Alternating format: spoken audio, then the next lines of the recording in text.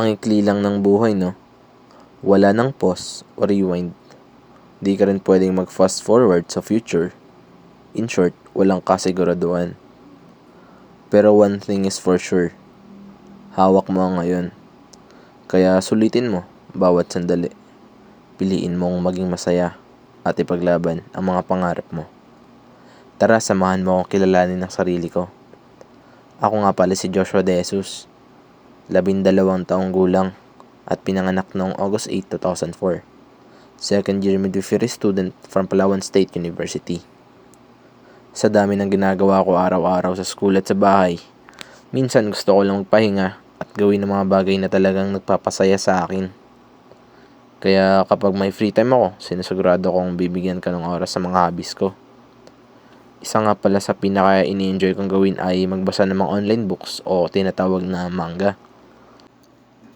Bukod sa pagbabasa ng manga, mahilig din akong pumunta sa mga lugar na hindi ko pa napupuntahan or in short, traveling.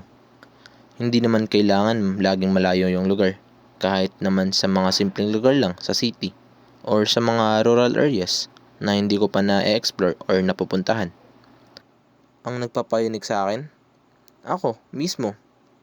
Alam mo, minsan, iniisip ko, sa dami ng tao sa mundo, ano nga bang nagsiset apart sa akin?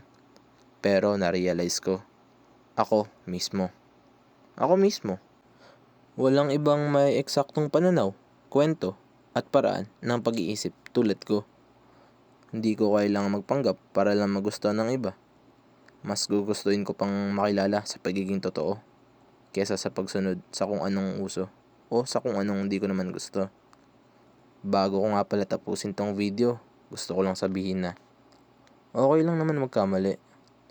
Hindi naman ito ang didikta kung sino ka. Ang mahalaga ay kung paano ka babangon at magpapatuloy.